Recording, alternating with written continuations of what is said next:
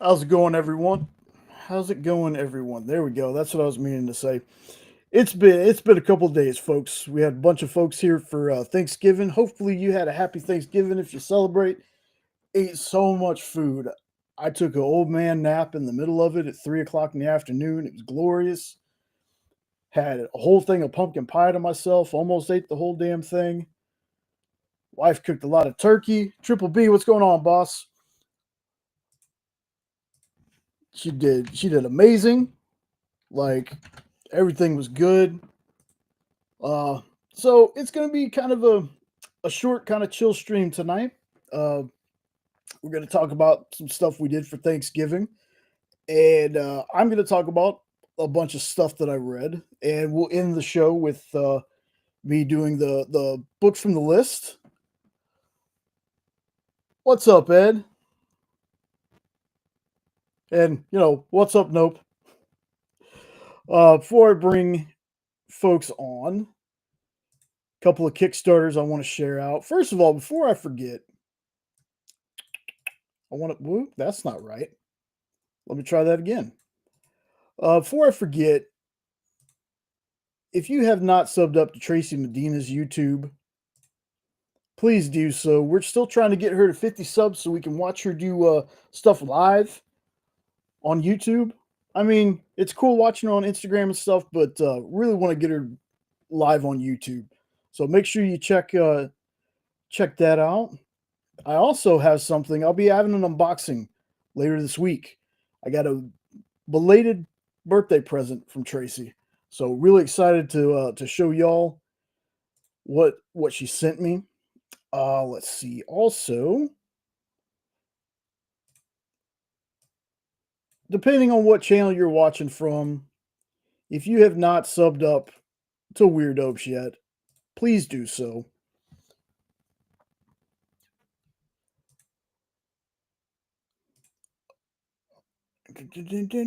I sometimes forget where I put everything, folks. It'll take me a second. All right. So we got some Kickstarters going on. One of them, our buddy Chuck Pinot is a part of. Everybody loves Chuck, that beautiful Canadian bastard. So make sure you check that one out. I think it's got 13 days left. Artwork looks cool. Story about orcs and stuff. And I mean, it's Chuck. Chuck's a part of it. It's bound to be a good time. Then we have from our buddy Dirk Manning, Tales of Mr. Ree, number 6, or volume 6, Blood for Blood. It's got that one going on right now. We have like the leather bound. Let me grab it real fast. We got like the leather bound omnibus. Super dope. Plus, Dirk's a great dude. Love his writing. Got a bunch of his stuff. He also does the Butts and Seats Tony Schiavone story and Arn Anderson, My Life as the Enforcer. To what graphic novels done in like a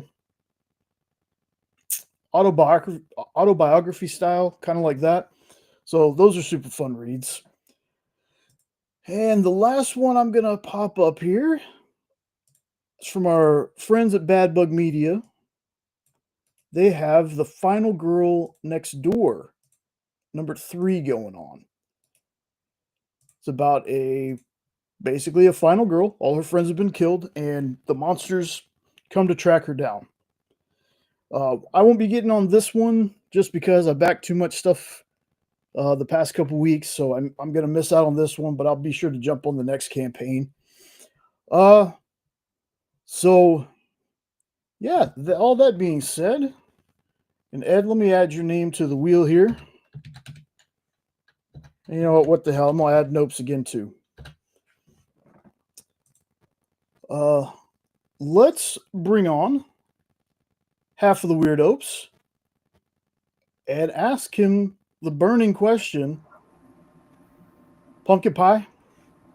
Oh, definitely pumpkin pie. Okay. Definitely. All right. So, man, how was your Thanksgiving? I know you had like 6 of them. No, it was good. yeah, we wound up going over to an aunt's and had the full spread.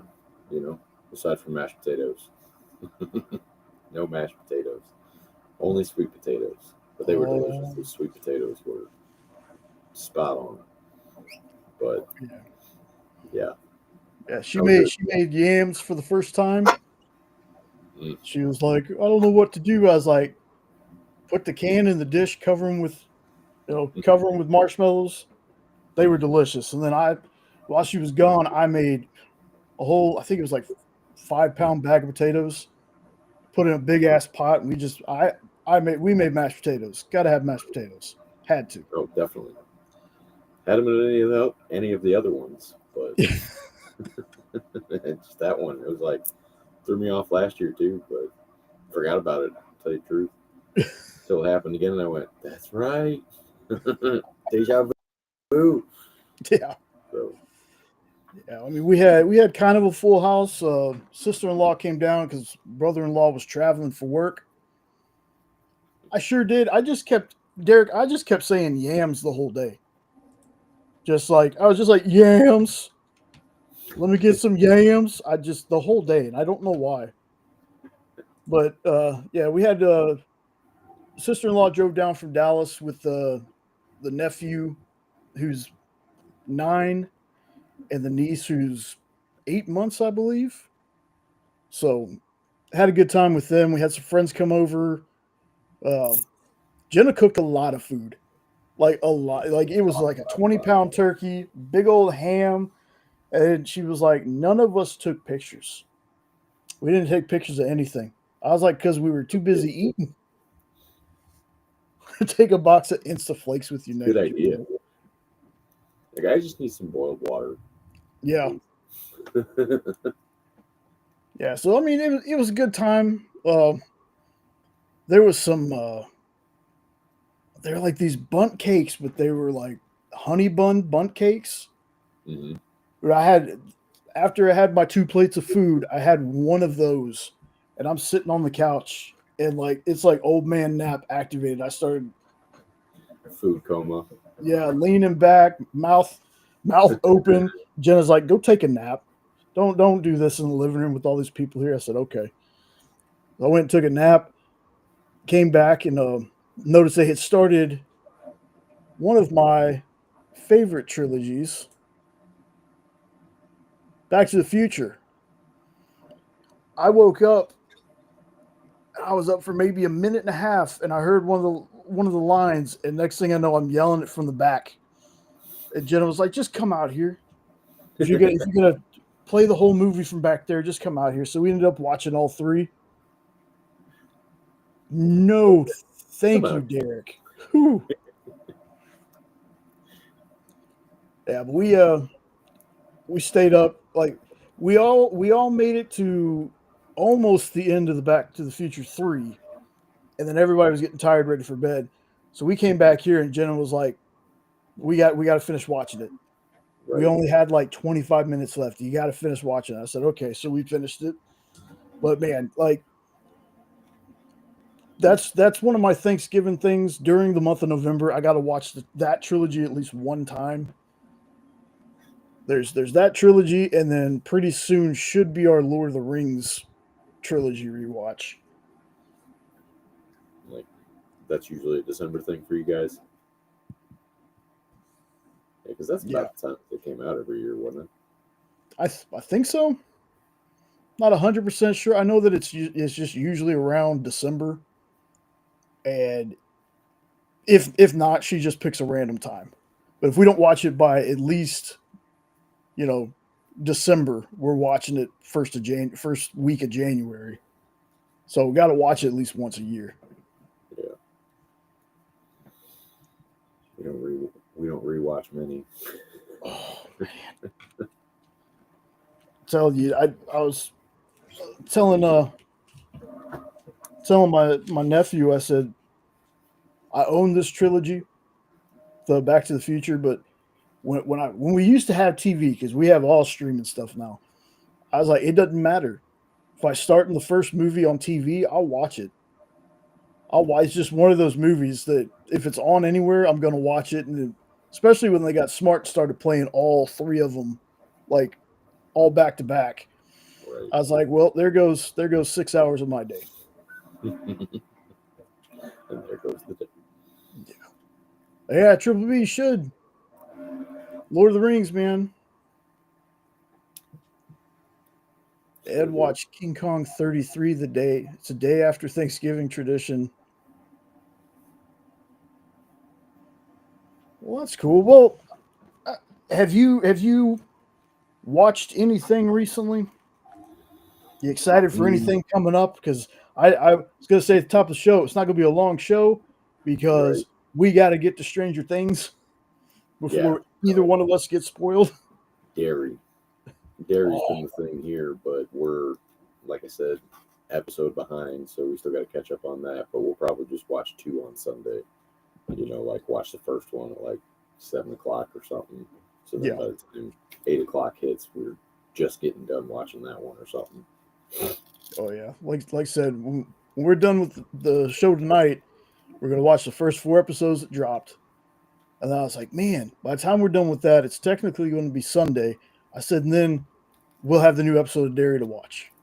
Yeah. That's like to me, that's a killer pairing. And I think, Ed, I know you haven't started Stranger Things yet, dude, but I don't know. It's one of those I feel, I mean, I could be totally wrong, but I feel like that'd be a thing that Ed would be into.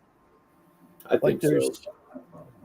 He's either gonna love it or he's gonna hate it yeah, because it's basically an ode to all the movies that he loved growing up, but at the same time, I can see him being against that because it's trying to be those kinds of things. very But true. Very true. But we've I know you did Triple B. I know you did. I know you were excited. You were just as excited as we were for it. But it's just I got done working Wednesday, and then we had to be up early in the morning to start cooking. So then we had, like I said, we had family here. They didn't leave till this afternoon. So Jenna said, when your show's done tonight, we're gonna watch them. She goes, because I almost got spoiled.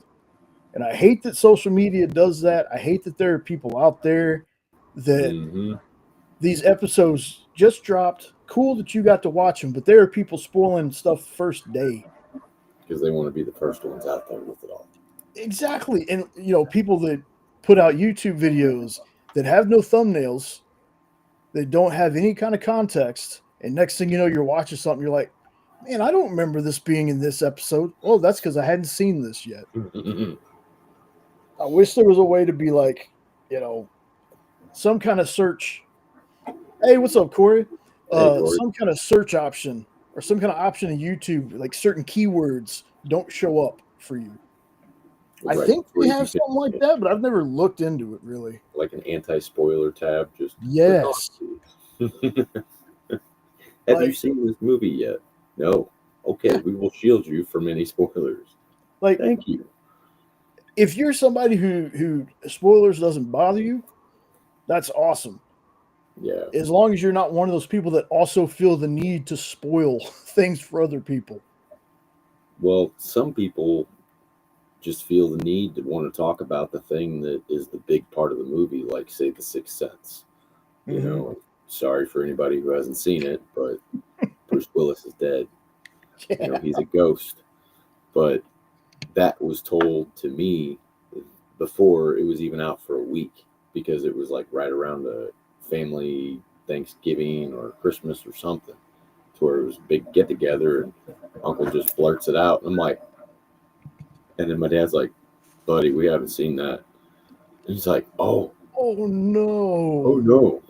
So, like, things like that can really ruin someone's perspective watching a movie from the get go, Yeah, because in Obviously. my opinion, that's like M. Night Shyamalan's best movie. Mm-hmm. In fact, you got spoiled on his best movie, dude. That Right. sucks. Mm-hmm. That sucks. Oh, big time. But luckily, it hasn't happened to that extent. except for someone that I worked with spoiled some Harry Potter something because I hadn't read the books, and that movie hadn't even been made yet.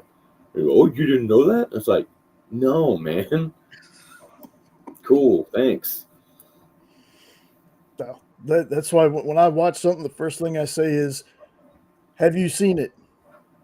Signs is good. Look, I like Science is Signs. good Signs is really good, but I don't know, hmm man. The Sixth Sense, when you don't know what's gonna happen, for sure, but and you'll still get scared and creeped out during that movie for sure. It's oh just yeah, that's a big part of it. Like, it's the whole and movie. you know, I I, I give Shyamalan a lot of crap, but I do like his stuff. But it's still very hit or miss with me. hmm Like we enjoyed Trap, the one he Oh yeah, did with Josh Hartnett, that Josh Hartnett movie where they're trying to catch a serial killer at a I haven't concert. seen that Oh man, that was pretty good. one. That Okay, one's pretty good. I have to check Uh, that one out. I hadn't heard of that one. yeah, that one's good. I Split really was liked. Split was really good, but then they came out with Glass, and that one was not a good follow up. No, You but I know, liked Unbreakable. Unbreakable wasn't bad. Yeah. You know, because it didn't make sense at the time, and it got a whole lot of hate because they were saying it's trying to be a superhero movie, but obviously it wasn't. But like Split came out, kind of validated everything that a lot of people said about Unbreakable, that it was good, and then Hmm. Glass came out and just kind of swatted everything right back down. Yeah. But it is what it is. Well, good job, Corey, because I didn't until the end. Hell, I didn't even know that that was Donnie Wahlberg for most of the movie until they went back and I was replayed with the that scene. too. I was like, "Oh shit, there's Donnie Wahlberg." hmm Well, and then he plays Duddits in Dreamcatcher. Yes, That's a great movie. the village isn't bad. Like the movies aren't terrible, but they're just like there's certain ones that he does that just they really hit. No, Ed, sorry, not an earworm for me. Not when I have Shalama. weirdo stuff Do in my head. do do do do. Shalama now. Do do do do. So anyway, folks, I got everybody's name on the list, and as always, again, not going to be a long show, but just in case you're not here, you give me a number, and if your name pops up, I'll shuffle the list. The list is getting smaller. It's getting smaller. I'm going to wait till the last after we do the very last one, and then I'll fill it with everything else that I've been meaning to read. And there's a ton, so we're not going to run out of anything. And if anybody wants to read the stuff that I'm reading or they already read it, by all means, leave me the comments. And as always, everyone here is invited to come on. If you ever just want to come on and hang out with us, talk about some stuff. Oh, not the Tom's Diner, man. He got gentle with that the other night. Yeah, whatever. So I'm gonna talk about a couple of things that I read because I read a bunch. I had a little bit of free time, so I was like, you know what, I'm gonna read some stuff I've been wanting to read. And I talked about this one last week. Really excited to read Capes. It's in the world of Invincible. I didn't know that this series is a reprint that they've done before. So I read the first one and I was like, man, this is really good. It's about basically a corporation of superheroes. They punch in, they punch out. They have a night crew that deals with stuff. They have a day crew that deals with stuff. And I got done with it. I was like, man, this was really good. Well, like I said, I found out that since it was a reprint, I went and read the other four, including this one when it originally came out, and it's kind of like updated, uh, updated art. Like the story was exactly the same, but the art's been updated. I had a really fun time with this. I only found 3 issues. I don't know if there's more, but This was really good and did not disappoint. Again, though, I'm a Kirkman fan. I love the Invincible universe. So, the kicks off. Tomb of the Pale Horse. That sounds so familiar, Corey. That sounds very familiar. I think I might have seen something about that. But yeah, like if you like the Invincible stuff, this is a nice little offshoot. You have only two of the characters that I actually recognize, but I think everyone on screen, spoiler alert for one of the seasons of Invincible, has been real quick on Invincible. It wasn't like they had any speaking lines or anything, but most of them have been on. But the two that I know, hey, what's going on, Lorena? I know for sure of is the guy in the front is Machine Head, and the guy in the back is Titan. Uh, Titan is the guy who can cover himself. I think it's some kind of rock or granite or something that he covers himself with. But really cool story. If there's not more, I hope with this reprint they're doing, maybe we get more. But it was super fun. Um, so next thing I read was kind of on the recommendation of Ed. Uh, Devil on My Shoulder from Dark Horse. This is a Kyle Starks Piotr. I can never say that damn name. I know it's Piotr Kowalski. Same writing artist team behind Where Monsters Lie. This book was badass. I really dug this one. Ed, good call. If you've not read this yet, this is awesome, awesome story. It kind of starts out not you don't really know it's a flashback, but there's kind of a flashback. Uh, Woman is taken. She's tortured for a long time, like it's like 40 days or something like that. Um, Kidnappers thinks that she's been killed. Get rid of her. She's found on a beach. She plots her revenge. That's all I'm giving you. This book was badass. And Corey, yes, I Saw Santa is definitely on my list. That's the Image one, right? It does feel like Sunday. These are all mixed up. Feels like Sun. It does feel like Sunday. It really does. Uh, yeah, and this was like I knew I was gonna love it anyway because you put Kyle Stark's name on something, I'm gonna read it. But man, folks, you want something that's first issue was like it's a little rough.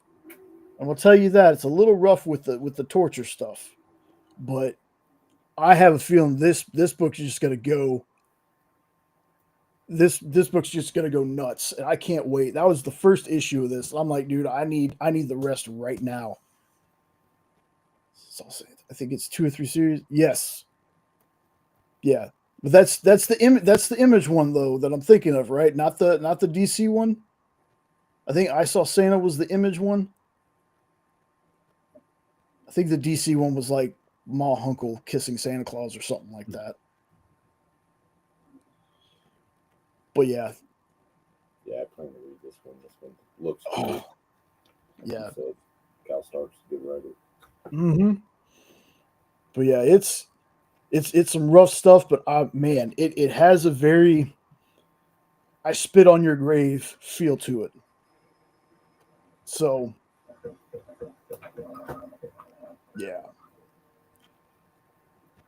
it, yeah.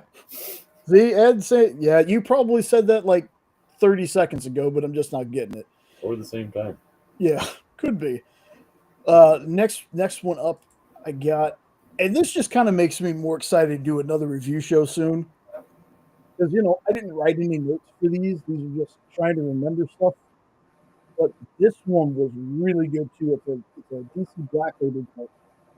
This is a team up for a story I just would not see these three characters being a part of, but they all fit so well in it.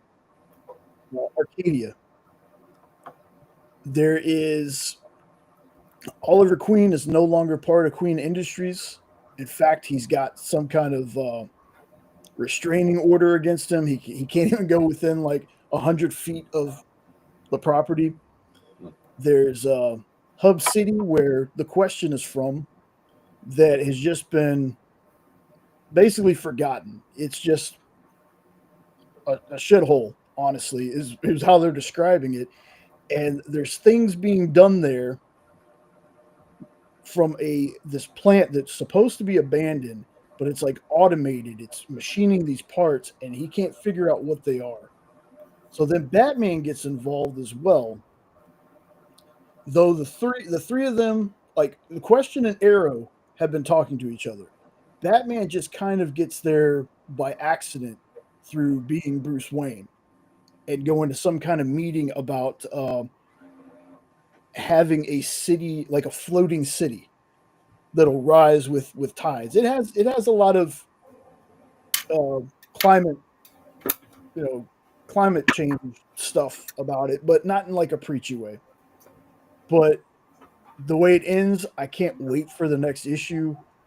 Again, this is a team up that I would always thought about, but until I saw it, I didn't realize how awesome this is going to be. Like the three of these guys bringing their own kind of flavor to the story, and the question kind of is kind of Batman like, but not really. But he's a detective. Then you got Ollie, who's the Arrow, and then you got Batman. It's very strange though, because I believe in the scene where we get Batman near the end of the book, he's not wearing his cape, so it's just like the bat suit. Or unless I didn't see it, but I Mm-hmm. think for this particular scene, he wasn't wearing the cape. He was just wearing the rest of the outfit. Hmm. And I was like, it looked cool. Like he didn't need the cape. I thought it looked cool, but yeah, uh, Black Label book. I'm really excited to check out the next issue of this. I think this is going to be a great story. Yeah, that cover reminds me of like the Mike Grell era of the Green Arrow, where it's Yeah, like longbow somebody hunters. somebody said that when Miss Jen was reviewing it, that it looked like the long, and I was like, yeah, it does. It does look like the Ollie from Longbow Hunters. That's pretty cool. But yeah, it's a really good book. Notice something about this list. There's a couple of DC things on it, and that's because I don't think I've been this high on DC in a long time. Between absolute stuff, some of this Black Label stuff, the DCKO event, like all the little spin-offs from that going on. Like DC has just been on the tear lately. Let's see. Next up, what else I got? Red Escape number 4. This series continues to just not action in this book, but it's still, the story is so good in it. Like we got balls to the wall action in the first issue, got a little bit in the second issue, then we got some backstory in the third issue, and then this is our main character Milton being hidden in enemy lines by people that live in this place that he just bombed in the first issue, and they're helping him. So this one, y'all, if you want a good World War II esque kind of story, but with animals in the place, in place of humans, this has been such a good story, such good writing. Rick Remender, Daniel Kuna. Um, I've been loving this series so far. So if you haven't read it yet, yeah, that's next on the list too, or not on this list, Ed, but Elvira and Harley 2 is definitely on my reading very soon list, because that series has just been a ton of fun. Speaking of DCKO number 2, this thing continues to shock. I was shocked in the first one. I was shocked at stuff that happens in this second one. Like the numbers are dwindling fast. This one has 32 contestants left from the first issue that have to find 16 objects. 15 of them very well known. Power rings, the oh my goodness, lantern rings, lasso of truth, I think, just a bunch of stuff within the DC universe, plus a mystery item. And the mystery item was one I didn't think of.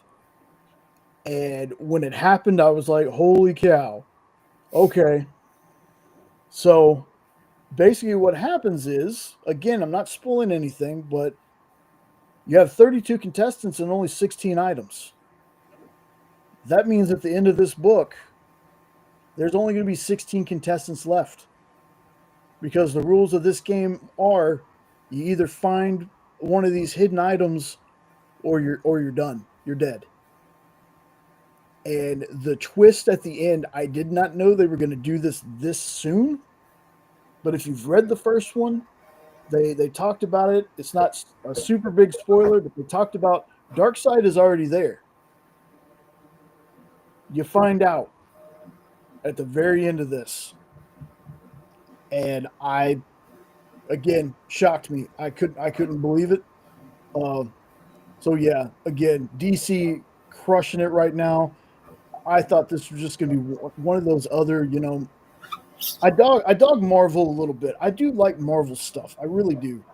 But Marvel has what feels like so many freaking events that they're just like, oh, it's just another story. Right. This one, yeah, And hard to keep up with too. yeah, yeah. This one, get on the ground floor of it. It's only 2 issues. You can read the side stuff, but I would definitely read the KO main titles first because I know they released a Batman one that was like a DC KO tie-in, and it kind of versus Night Fight. Night Fight. It was called Night Fight. I would not suggest you reading Night Fight before you read the first DC KO. But yeah, this series has been bomb. Like, yeah, I was going to ask you what you needed to read in order to get behind the first one and this one, but if the other side stories spawn from that first issue, then that'd be easier. yeah, yeah. Like you don't necessarily need to read Night Fight. Night Fight's a good story though. Like it'd be worth reading if you got the time to do it. Right, but, it's kind of like the Night Terrors a couple of years ago with DC when they did all the different side stories to the Night Terrors, and then I think the final issue in that was called Nightfall or something. Yeah. That was a good series. All of that. Yeah, but so, and I think I missed last year's event, possibly the year before that. Yeah, but this stuff right here, like y'all, I'm not gonna BS you or anything. I'm so far behind on the absolute stuff, and it's not because I don't want to read the absolute stuff. It's just I know how I am with great books. I'm gonna want the trade. I'm gonna want to read everything all at one time. Mm-hmm. That's how I get through a lot of that stuff. I didn't collect Civil War, the comic. I bought the whole what I thought was the whole damn thing, but you got 18 billion spin-offs of it. But different tie-ins. Yeah. So, I have most of Blackest Night, but I've read the main story, but I got the whole book first.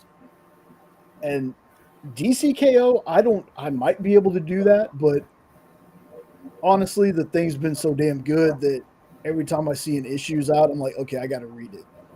But I'm going to be getting on the absolute stuff very soon because the next absolute Batman 15 is going to be Absolute Joker. And I have heard a picture of that. Yeah. Yeah, and the thing is, and it's not just the people trying to sell you the book. I've heard from so many people that just when you think the absolute Batman book is going to slow down, it just stomps on the gas.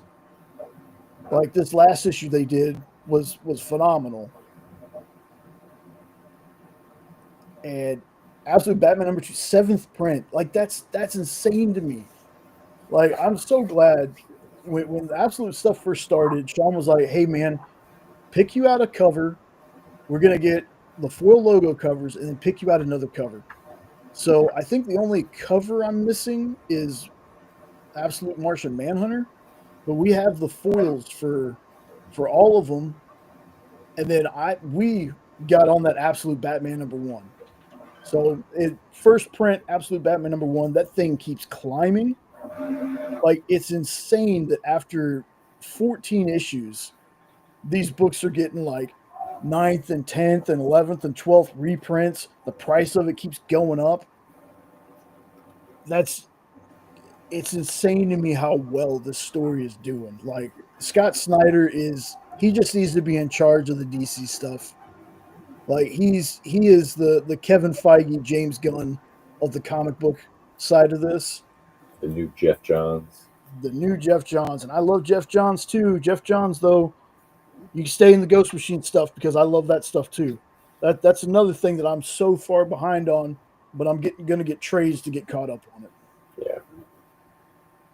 Well, Jeff Johns did a lot for the, like Flashpoint, Mm-hmm. Blackest Night. Yep. Such good runs. Yeah. So next up, taking a little break from DC. Skinbreaker number 3. David Finch cover, just because the David Finch art in this book is just fantastic. So after reading issue 2 and just getting like a 180 of a story, like the turn in that one surprised me. I didn't think we were going in the direction that the book is going in. And then reading this one, I'm like, man, again, Robert Kirkman, man, I'm a shill for Robert Kirkman. There's not too many of his stories that I'm like, eh. This one has been really good so far. Yeah, exactly. Um, For sure. but man, this story, if this is something y'all nobody's read yet, it's only 3 issues so far. Like it might be a little slow for some folks, and I get that, but there's a world being built here. And if it's anything like the other worlds that he's built, Kirkman knows what he's doing with the long game most of the time.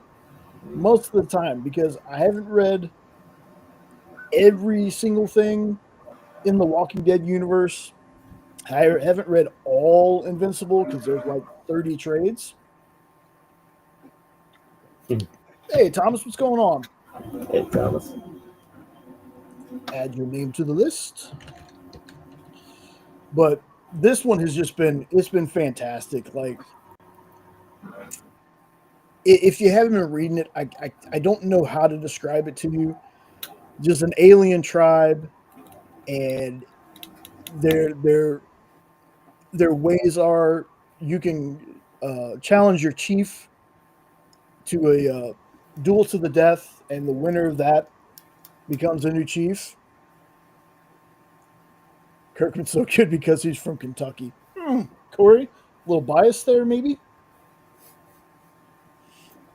Yeah, this story is so good, and I have a feeling it's going to be one of those things where when it gets to volume 5 or 6, I'm still going to be talking about, if you haven't read this, much like Invincible, go back and grab the trays and read this story, because I'm having a blast with it. It just feels like, in the best way possible, it's just a lightning fast read. Like I started reading this, and next thing I know, it's like, damn, it's over already.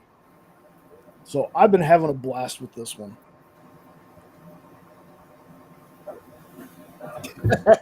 Another one that I got to jump on.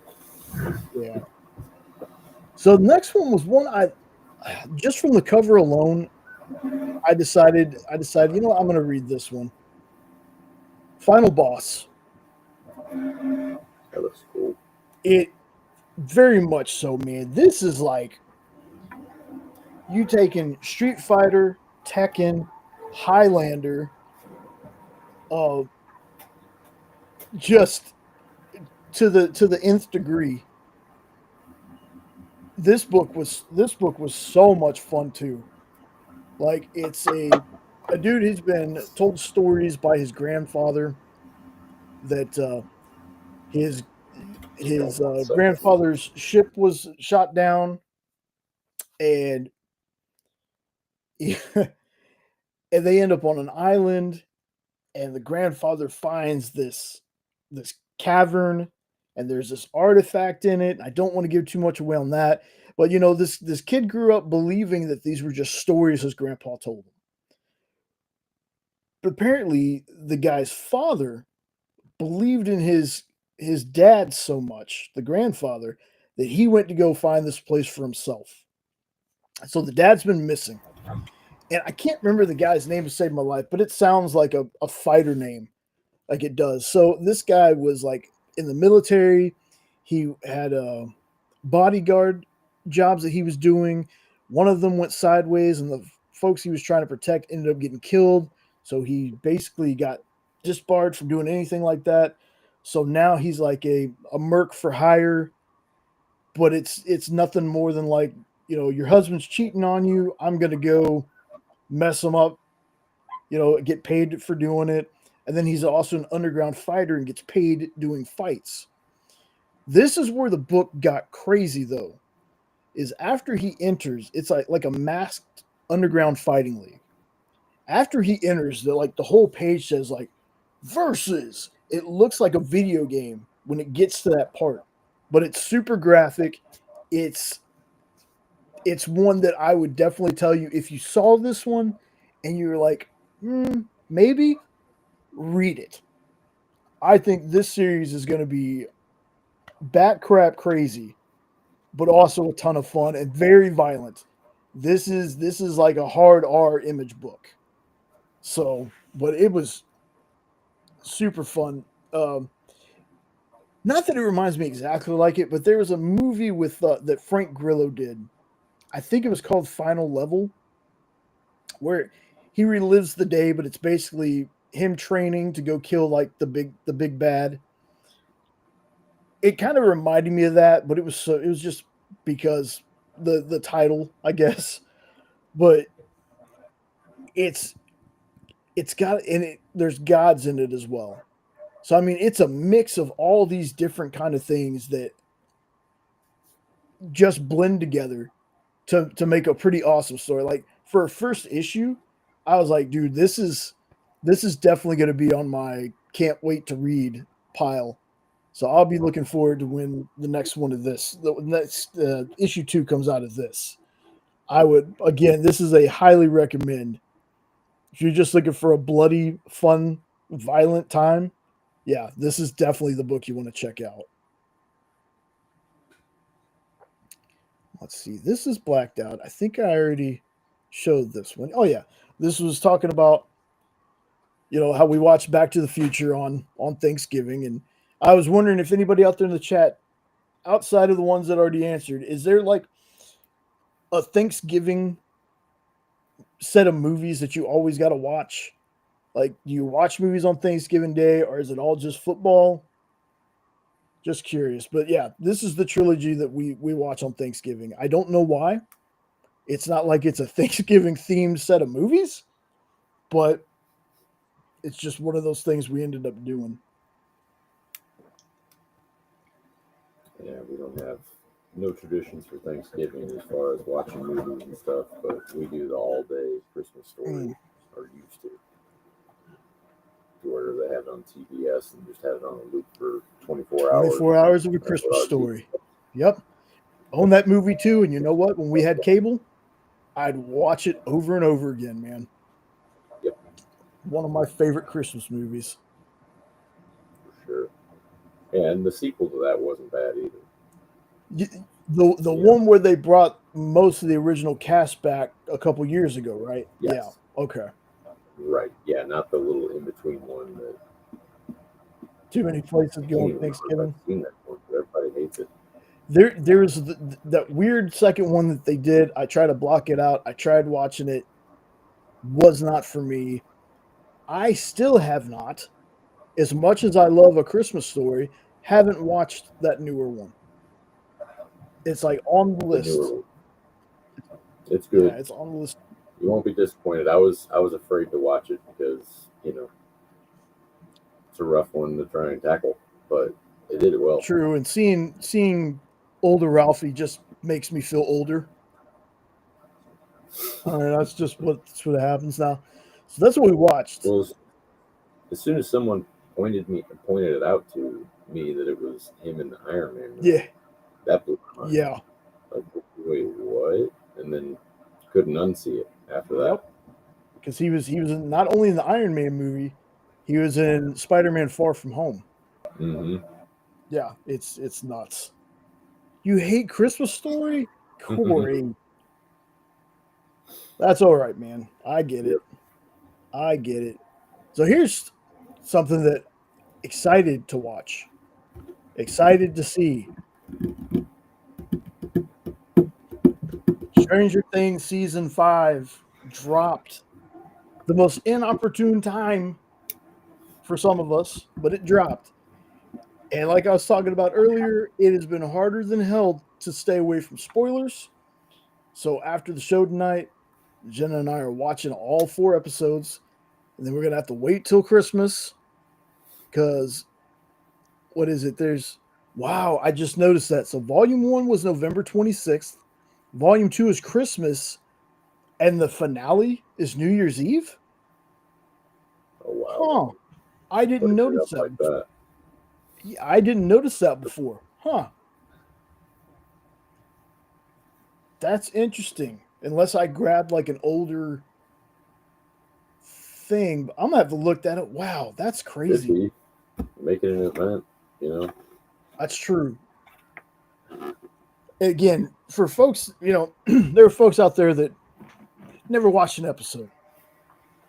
And I would tell you, try it because if you end up liking it, this is going to be one of the greatest adventures you're going to go on with the TV show because now you got 4.5 seasons basically.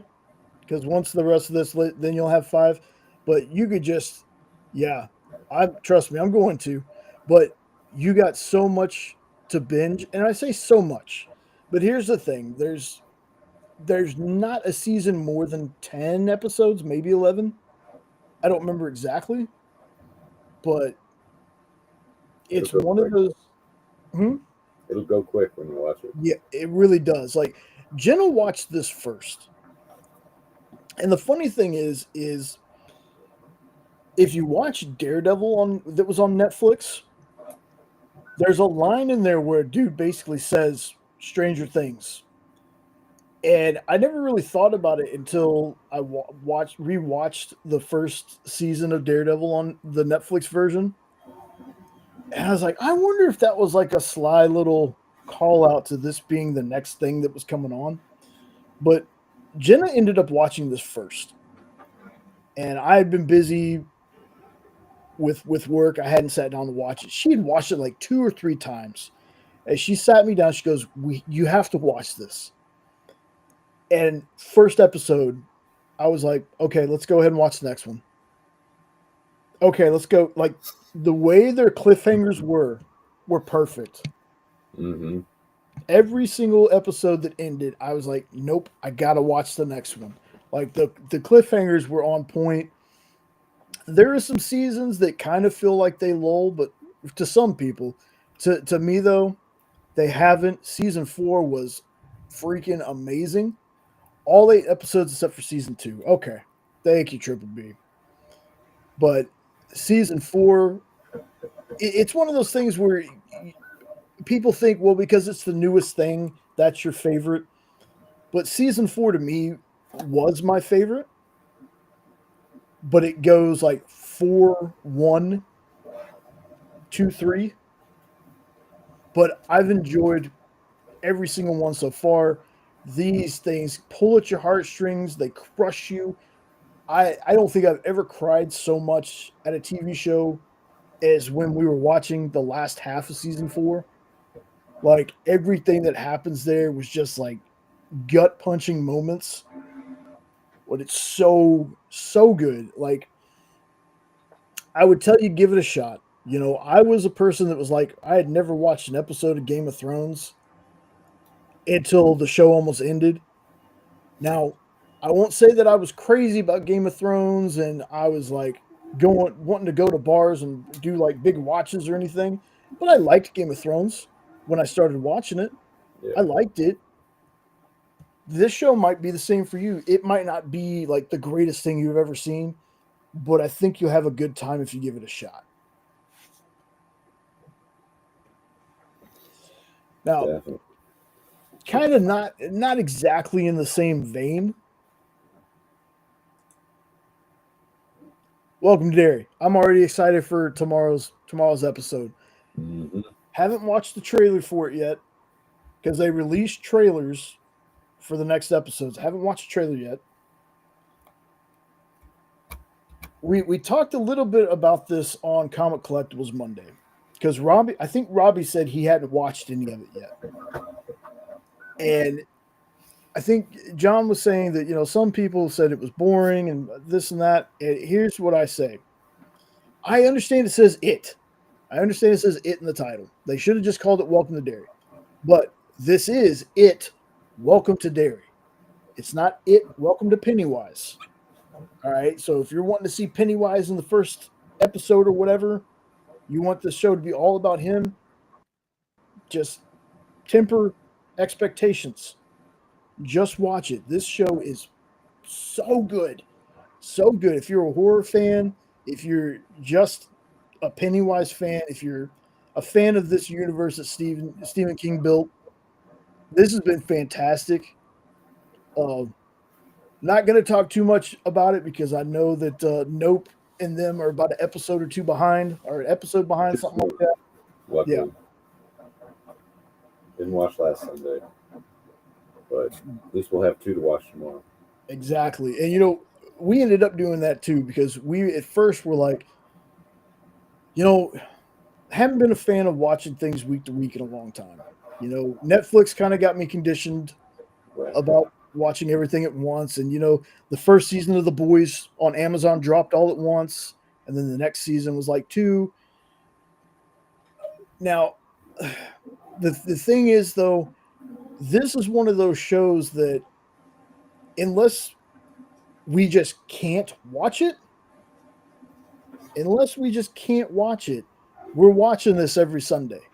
There was one Sunday where Jenna was gone, so I didn't watch the episode.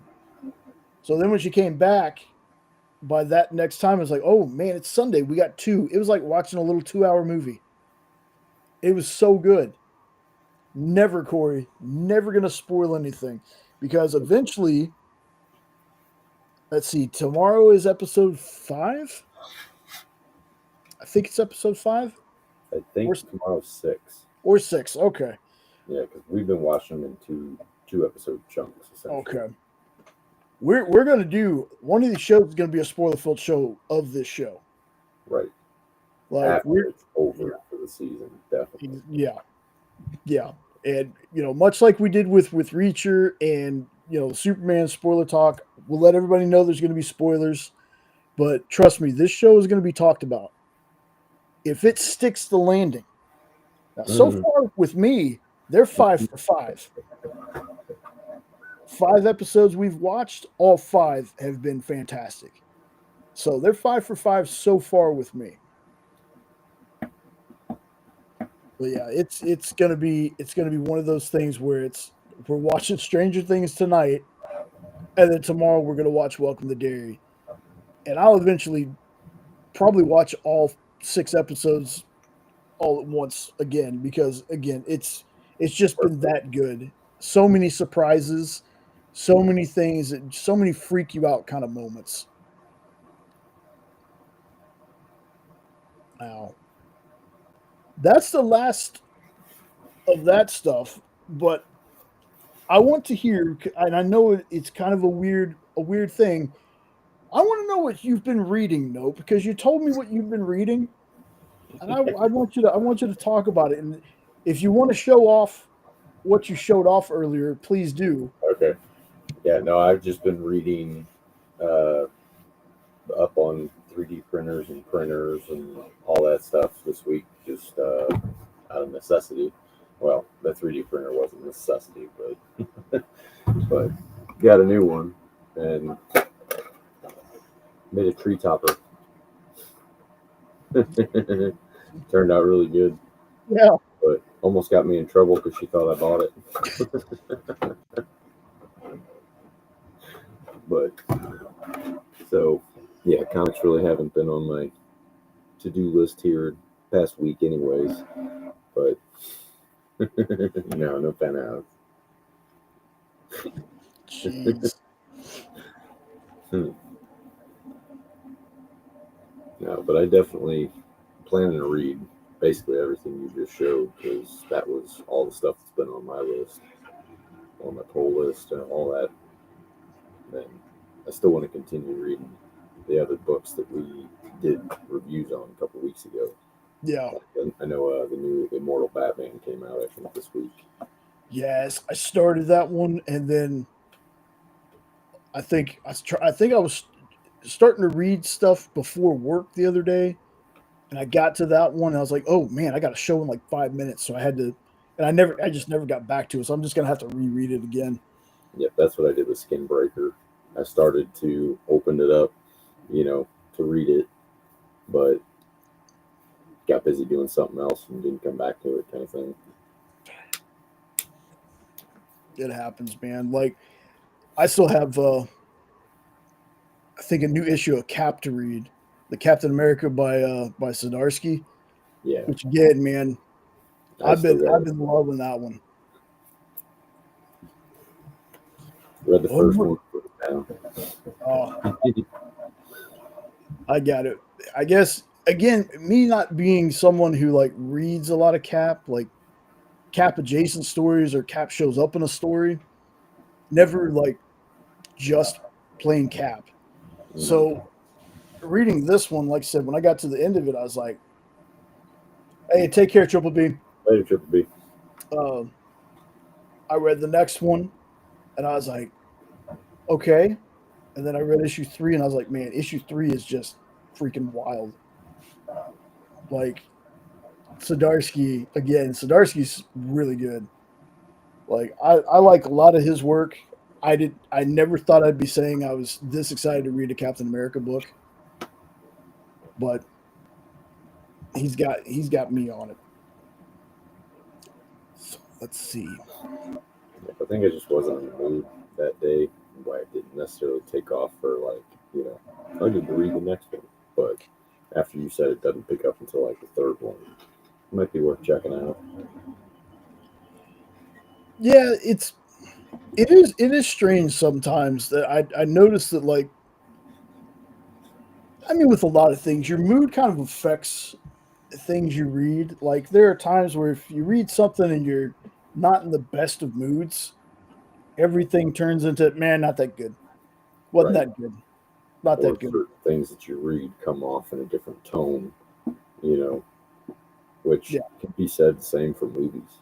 You Yeah. know, if you're in a bad mood, you know, funny mood can be helpful sometimes, you know. Yeah. Let's see. So I've said we're getting close already. Uh that's okay. Didn't have a ton to talk about. It was more just a short show just to talk about what everybody was doing, how they had their, what they did for Thanksgiving, stuff like that. Anybody out there, if there's something that you're excited to read, let me know. If there's anything you want to suggest, let me know. And Or recipes to share, you know. yeah, yeah, some recipes. All I gotta say is, if I need the recipe to this freaking honey bun bunt cake thing that we Yeah, had. it sounds delicious. Oh my goodness, man! Like I was full fat kid mode the other day because it also happened to be my 2 days of fasting were Tuesday and Wednesday. So my eat day was Thursday and yesterday. So yeah, I ate way too much, and don't regret it one bit. Mm-hmm. Like I had chocolate Really? pie last weekend, and then there was a like a layered chocolate cake the other day, and it was oof, real good. I was worried I wasn't going to get a slice because there was only so much, and I was like, I'll wait, but all right, give me one Yeah. before it's gone. Oh, man.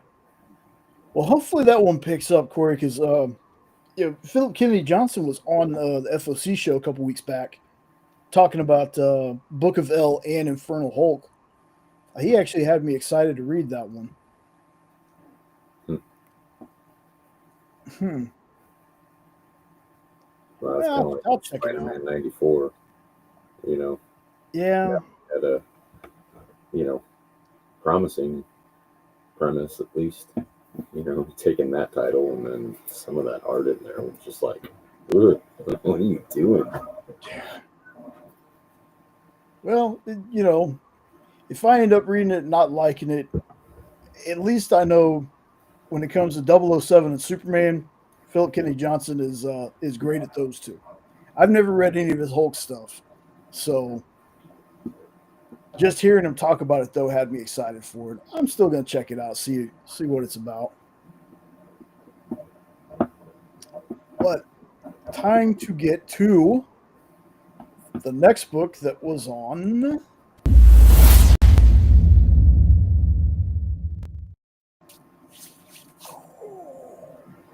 Phantom X. The next on the list. Look, I went color versions after you saw the black and white. I get it. I went into this completely blind to this character. I only heard him mentioned by Deadpool in some issue. I can't even remember what issue it was. But I was like, you know what? It's on here. I'm gonna read it. And this is one of those when I went to grab the cover, go to League covers, and there was some reviews on it.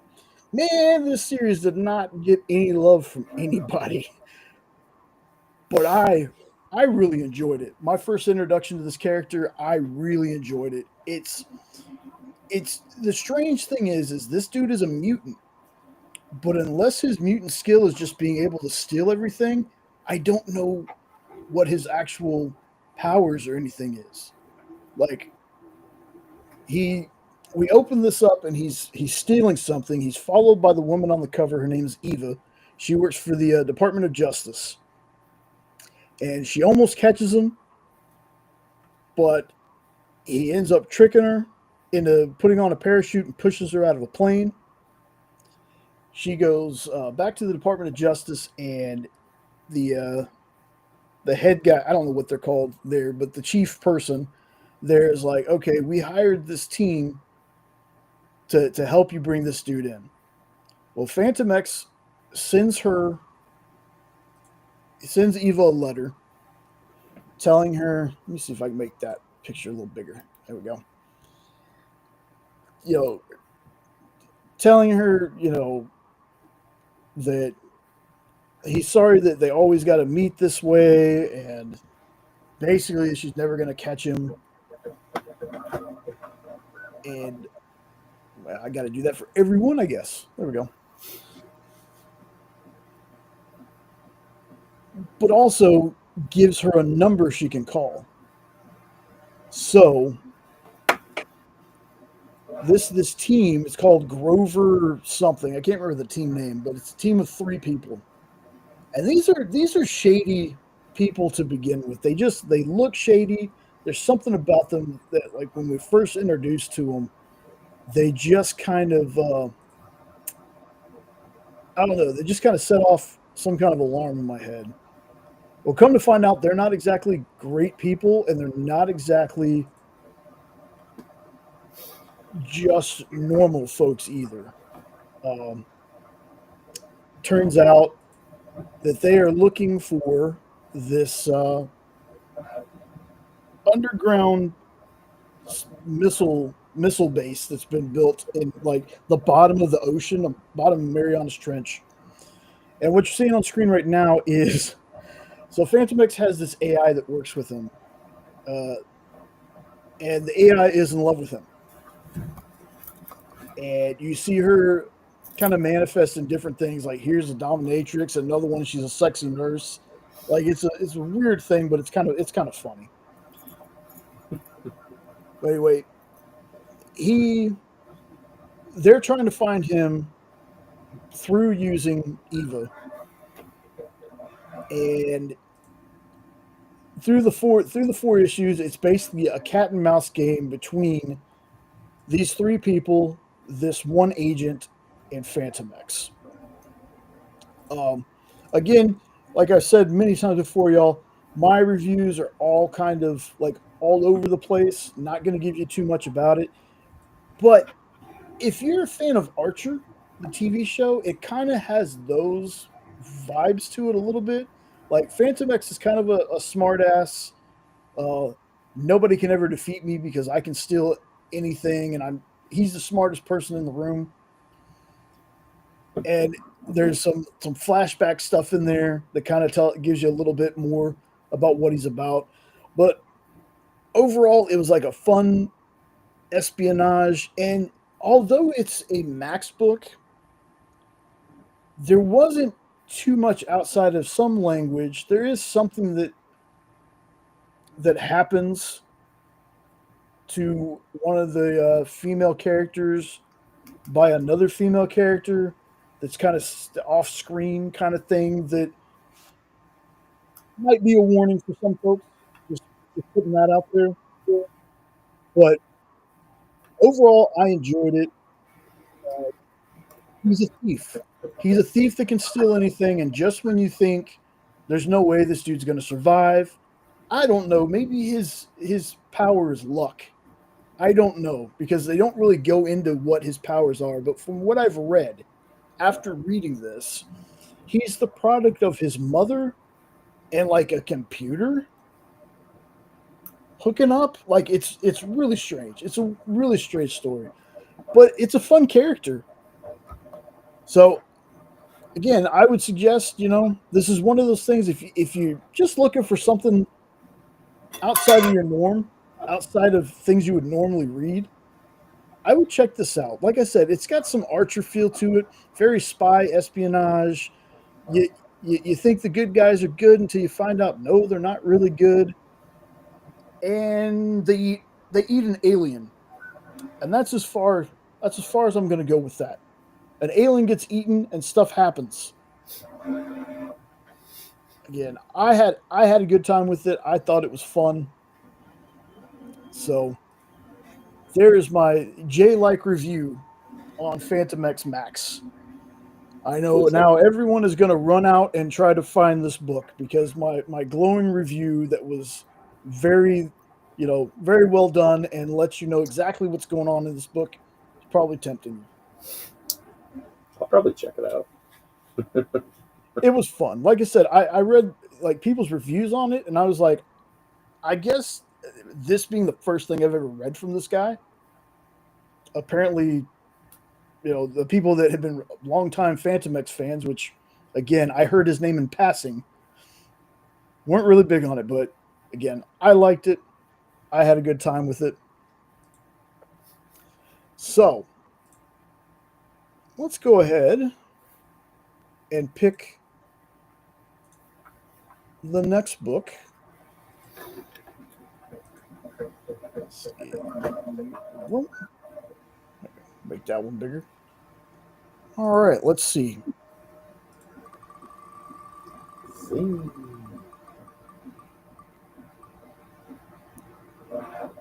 And Triple B left.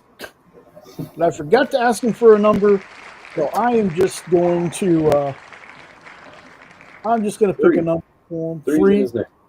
Three. There we go. That is so smart. So we're gonna share the other screen with the books. We're gonna shuffle it 3 times for Triple B. And let's see what Jay's reading now.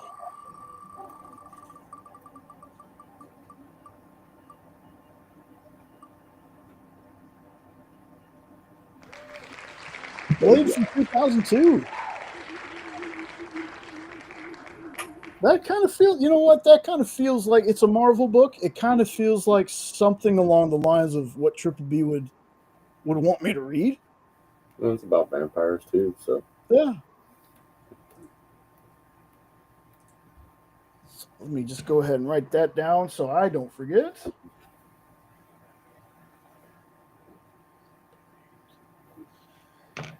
So the last thing that I wanted to talk about, it was a great movie. Dude, the first Blade movie is so freaking good. mm-hmm. It's so good. And again, like I don't know if it was just me not noticing credits and stuff like that. It was one of those things where I was like, I didn't realize it was a comic. I I guess, like I said, I wasn't paying attention to the whatever it says in association with Marvel or whatever in the beginning of it. I was like, oh, it is a comic, and that's I haven't read a whole lot of Blade stuff. I usually see him in TV shows and cartoons, and then there was that Blade series with Sticky Fingers as Blade. It was actually pretty good. It's a long time ago. I think it was like Spike TV or something. Oh, I remember that. Yeah. But it was good. Um, so again, I want to talk about some things that got planned coming up. I had Tracy sent me a belated birthday gift, bunch of cool stuff in it. Can't wait to check that out. I'm going to be doing an unboxing of that.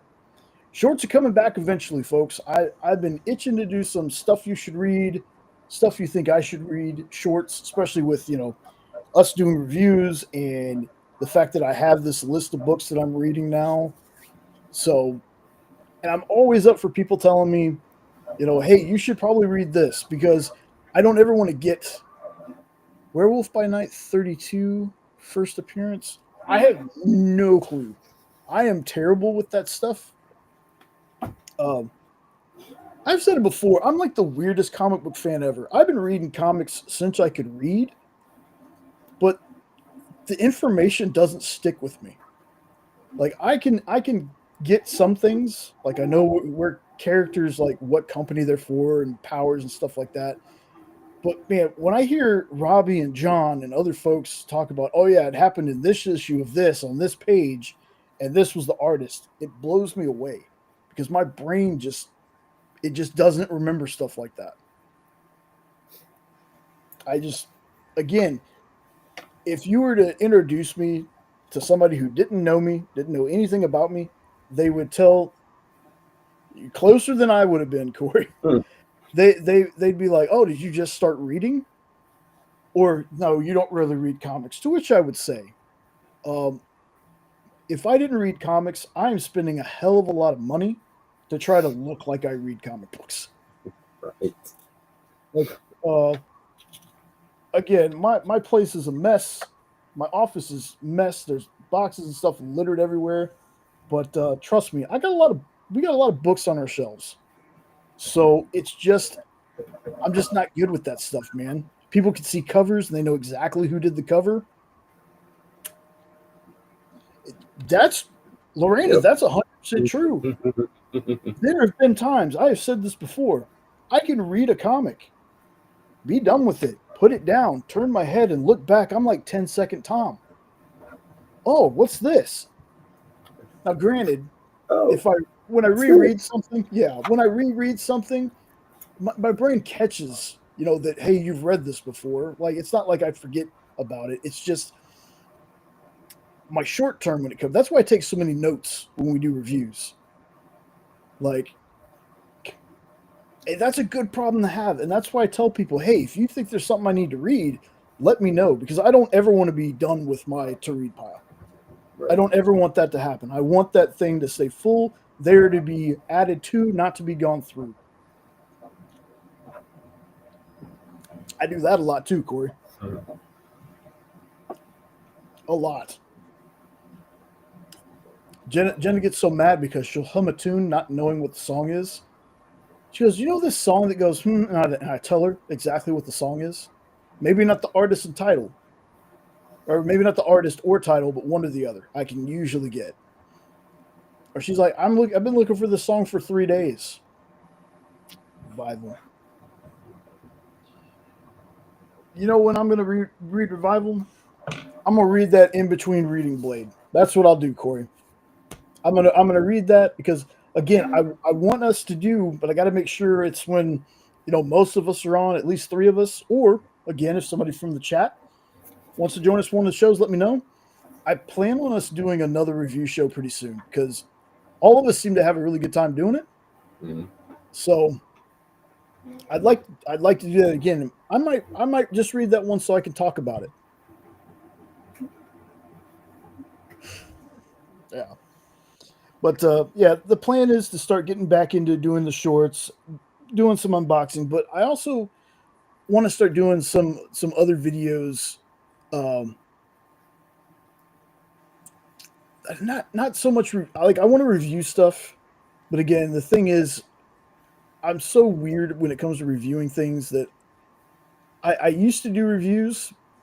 But it would take me 3 or 4 pages of notes to get through one book. But I want to start doing stuff like that again. Maybe find a way to, maybe just do it in my own way. That way because it won't feel like such a chore because I'm having to read these notes and yeah, I spent a lot of time as a kid listening to the radio and watching TV. And especially when we moved here.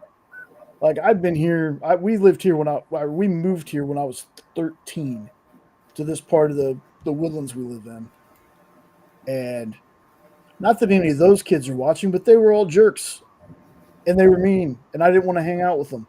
So I spent a lot of time doing nothing but reading comics, watching movies, listening to music. That's what I did for a long time. So, but I also want to start doing some stuff like with us, not always live, like us doing some recorded stuff. Yeah, we need to do that unboxing. But I got all my Kyle stuff now. I got two large flat rate boxes, and then a Yeah, couple of yeah, just little packages from them. But yeah, you got because I got that, my Kyle stuff and I have my Nope stuff, right? and I still don't know what's in the Nope stuff because I Right. haven't opened it yet. Luckily, you don't have to feed it, so it can sit in the box a little bit longer. Man, that's good because it would have already been gone. Right. But yeah, like I want to start doing stuff like that because the lives are fun. I love doing the lives. The lives will be happening as long as there's not something that happens like we're out of town or something like that. The lives are always going to be here on Saturday nights. But I'd like to do more than just the lives. Like I like doing unboxings. I like doing shorts. It's just finding the time, and a lot of times it's just I love my job so much, but by the time I'm done with it, there's sometimes I just don't want to do anything. And it's when I start, like when I make myself do something, and I know people are like, don't make yourself do it or you're not going to enjoy it. But it's one of those, if I make myself do a short, I have fun doing it. If I make myself edit something, once I start, I have fun doing it and I'm glad I did. Lorena, there's only one Crow movie, dude. None of those other movies exist. There's only one Crow movie. That's with Brandon Lee, and it can't rain all the time. Right. It's the only one you need to see. That's the only one I've seen. I'm still gonna watch the Skarsgård one. I know people say it's terrible, but I love Bill Skarsgård. People said it's terrible. I want to see it anyway. Again That was Skarsgård? I thought that was a different dude. in the newest The Crow. Right. Yeah, that's Bill Skarsgård. I thought that was somebody else, actually. Don't watch the movie. Just listen to the soundtrack is pretty good. I said, but if you've never seen the Brandon Lee The Crow, watch it. Watch it. That movie's so good. Mm-hmm. So good. Watched that many times as a kid. Oh, many times. yep. Every time I was suspended from school, that's what I did. I watched The Crow. So I watched The Crow an awful lot when I was younger. I was a troublemaker. Terrible. Oh, dang it! His name went out of my head. I know which one you're talking about. It's No, not Stellan's the dad. someone's dad. Yeah, I'm Oh my drawing a god, blank too.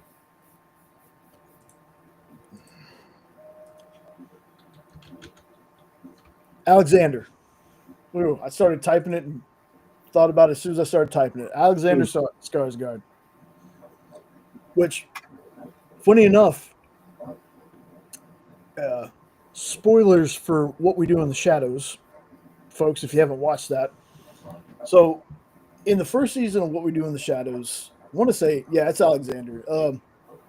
I want to say it was the first season. There's a council of vampires, and what they did was they had a cameo from almost everybody who's played a vampire. I'm talking when Paul Rubens was still alive, the vampire he played in that Buffy movie, he was there. They had Blade, Wesley Snipes cameoed. They had the original cast from the movie What We Do in the Shadows cameoed in it. Seen the movie. I have not watched the show just yet. Oh man, dude, look, I love here's all what I'll that stuff. say. New Zealand humor. I really, really liked the movie. I really liked the movie, but the show is just that much more for me. Like, Yeah. but then again, I love Matt Berry. Matt Berry in like IT Crowd and stuff. And if you've never seen IT Crowd, folks, watch IT Crowd. The Okay. IT Crowd is hilarious. Um, yes, yes, Lorena. Well, spoiler: his character, I think his name was Eric in True Blood. He cameos as a vampire in the last season as his Eric. So I just thought it was funny. Like they even had Evan Rachel Wood because she was like the Queen of Louisiana in True Blood. She cameoed as a vampire. Like just going through and picking out all the different cameos they got for that scene was just amazing. But yeah, the show is phenomenal. Like it's so funny. Uh, One of the vampires is Mark Prost. I think is how you say his name. He was in The Office. He was like Dwight's Dwight's buddy that gets hired on. He's in that show, and I think it's an emotional vampire. What he does is he basically bores people and sucks out their life force. He's incredible in this show. So fucking funny. He's an energy vampire. Yes. Like I said, it's while you're waiting in between for episodes of Welcome to Derry, just put it on. Like the documentary style's still there. Doug Jones is in it for a lot of the seasons. Uh, Okay. yeah, they're all hissing at each other. Yeah, it's so funny. Like Well, I if it's said, like a movie, I'll like it. So, oh yeah, like, yeah. I Like I watched said, that on the plane coming home from our last vacation. I was laughing, and the family just kept looking at me like, "You all right?" we're werewolves, not swearwolves. Right? Reese Darby.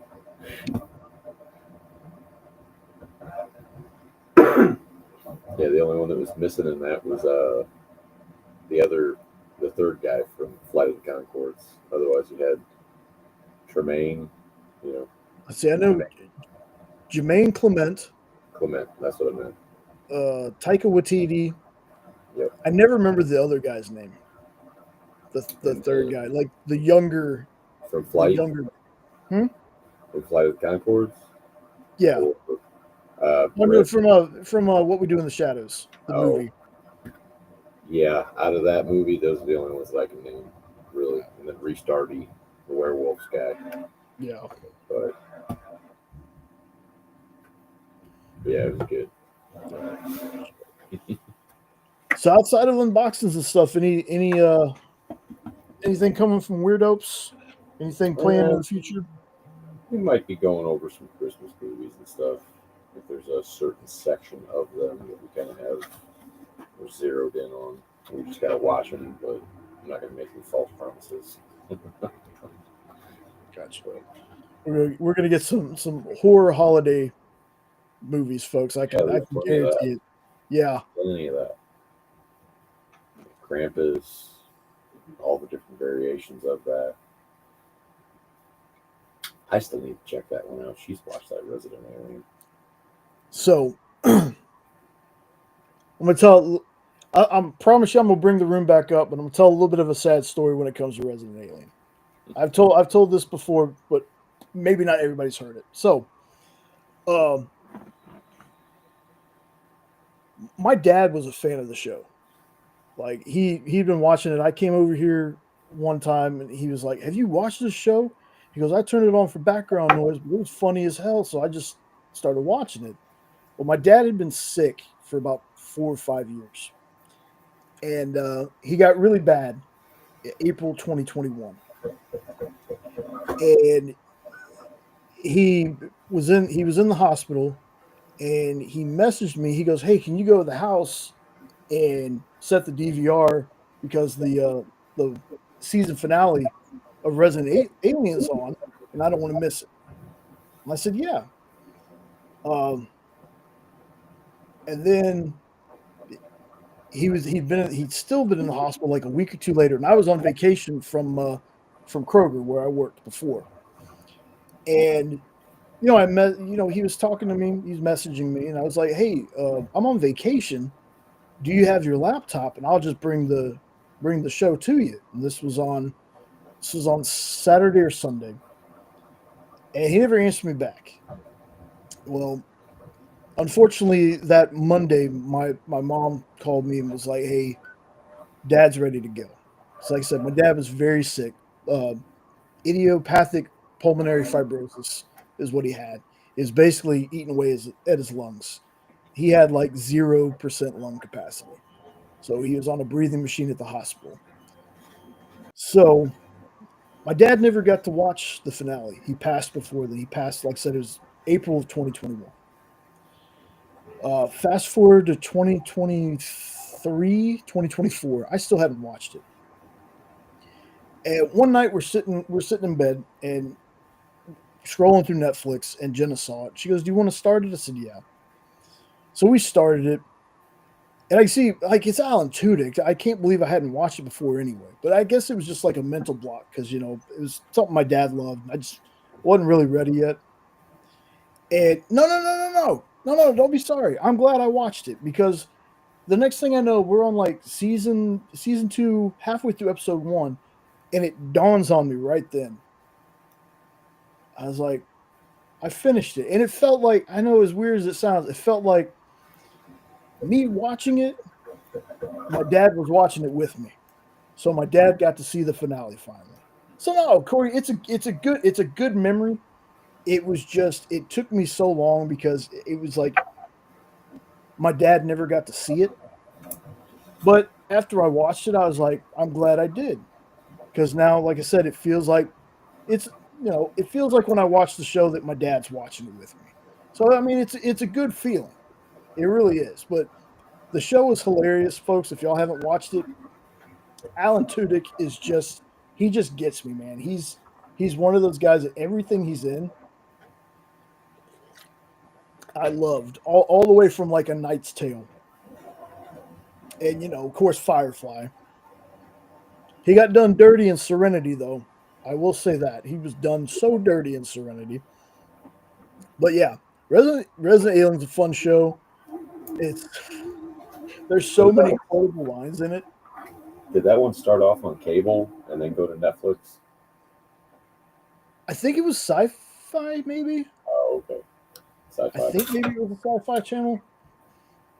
You gotta be careful with Sci-Fi stuff because You find something good on Sci-Fi, the next thing you know, I mean, they had Happy on Sci-Fi, That and was if you've so never good. read, oh my god, I didn't even know that was a comic either. dude, Christopher Maloney, like he was so good in that show, and it sucked that one got canceled after like 2 seasons. Right. But Resident Alien, I think, is in its like third season, maybe fourth. So Still there's going. plenty to watch. Yeah, I think it's still going,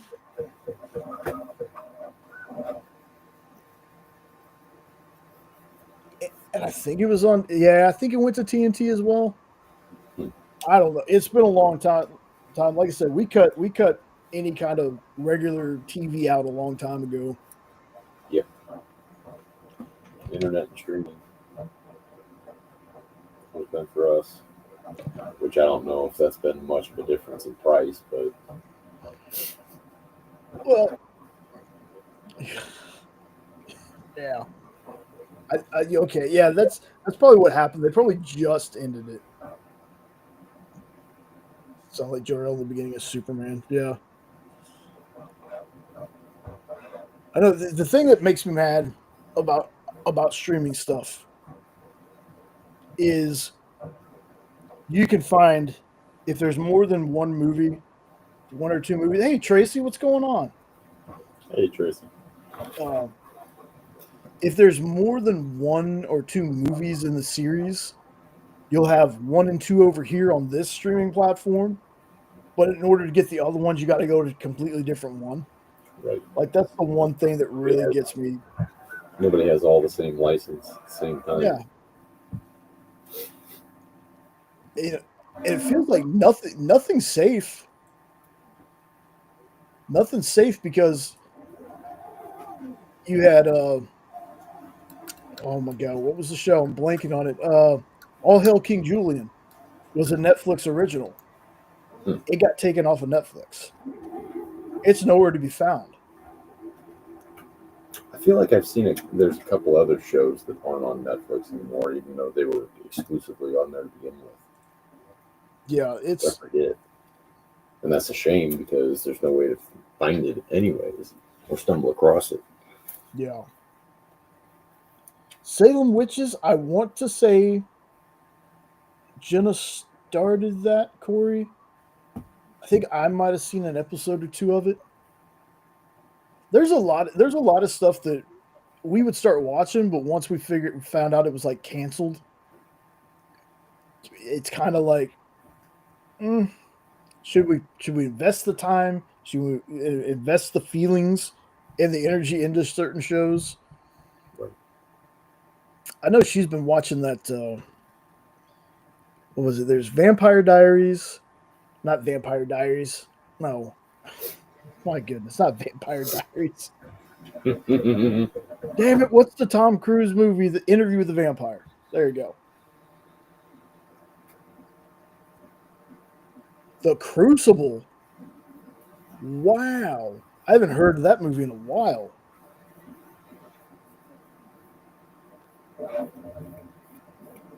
That's the one where I saw Goody blah blah blah dance with the devil. Hmm. Yeah, I remember that movie. Okay, it went 2 seasons. Well, I'm gonna write that Salem Witches because I'm pretty sure that was something Jenna was watching. But she's watching Interview with the Vampire. Then there was some other show that was kind of in that same universe. Unless I'm thinking about the same thing Corey's talking about. No, no, no. Discovery of Witches. That's the one. The other one she was watching, A Discovery of Witches. Well, that show's pretty good too. Yeah, I've seen ads for that one. Yeah, it's a Stars show or something.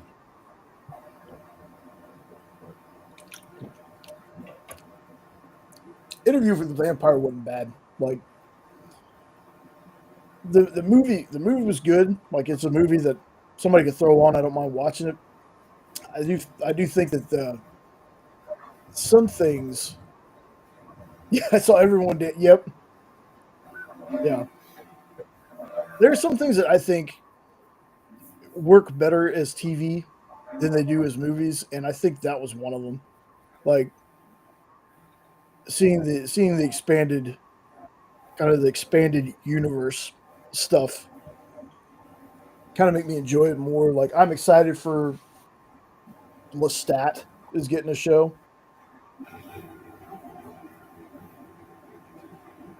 Yeah, we watched I think the first season of it. There might have been two seasons, and then they're going into Lestat, or maybe after this first season they're going to the vampire Lestat. I don't remember, but it's the same guy that played Lestat in Interview with the Vampire in the show.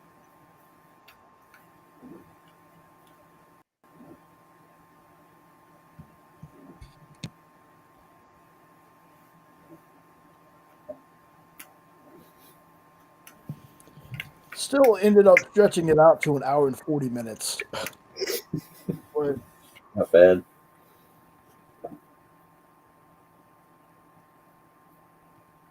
Yeah, because now that you're talking about Strange Things, you got me wanting to go up and watch it.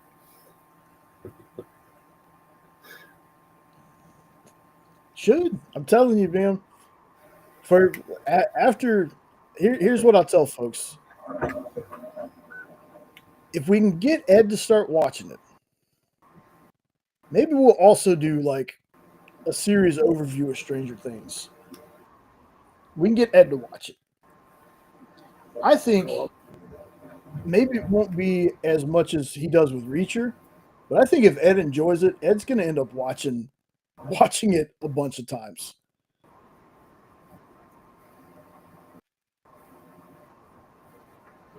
Mm-hmm. He's gonna absolutely love it, or maybe not hate it, but like just not for him. Yeah, and I mean it's But kind of the same way Dan is with it. Dan Wickline.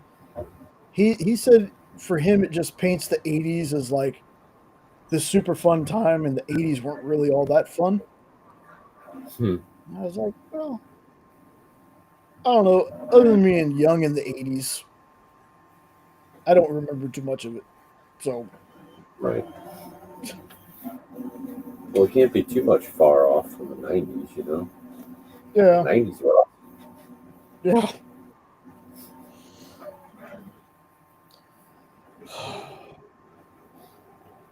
It's very strange. Again, it's just strange thinking we're closer to 2030 than we are the '90s, and that makes my back hurt just a little bit more every time I think of it.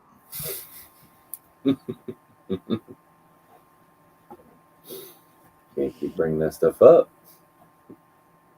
I know It's it. real. Yeah, It's got to be I in the know. now. I was I was talking to my sister in law about it when she was saying my nephew was 9, and I was just like, y'all got to stop getting older, man. Because if y'all get older, I get older. The only difference is I don't look any older than what I did when I was like 15 or 16.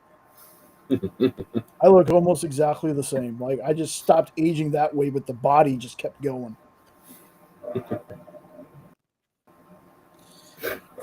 Well, all right, Be folks. confused for all the other kids at least. You Look, I was a little bit skinnier. If I shave and I actually have a haircut where you can't see all the gray in my hair, be hidden under the hat. I have been to some places in my 30s. Went with a friend to go pick up their kid from school once, and we walked down the hall, and some teacher stopped me asking for my hall pass.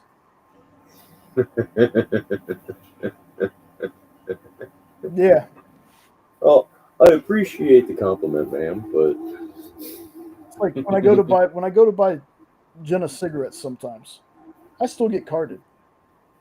yeah. I go to buy any kind of alcohol, still get carded, and they really bust me because I'm not a person that pays too much attention to his license like I should. So when they look at my ID, they automatically assume it's fake. They'll scan it, but then they'll be like, "Okay, so what's your license number?" Oh no. I Yeah, but who memorizes that, honestly? apparently some folks do because when I was like, I don't know, they're like, yeah, I'm not selling you anything. This is fake. I was like, they tried to. One person tried to keep my license, Right.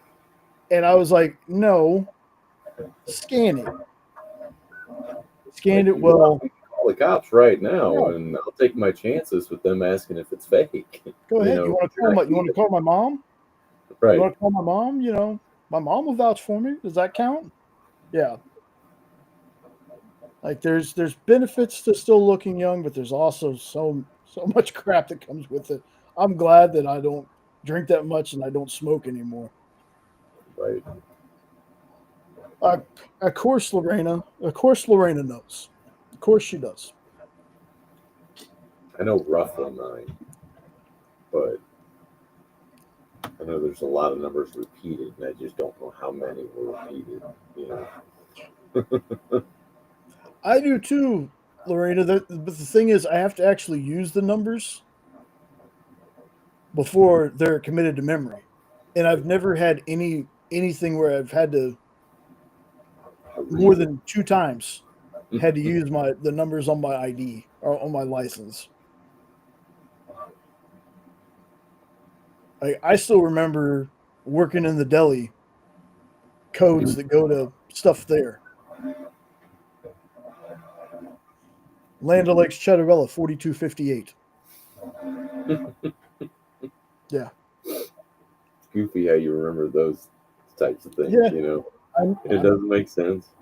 it does not at all. You could something from last week I can't remember, but if you say, "Hey, like 10 years ago there was this show on TV," and you give me one of the actors, most of the time I'd be like, "Oh, it's that show."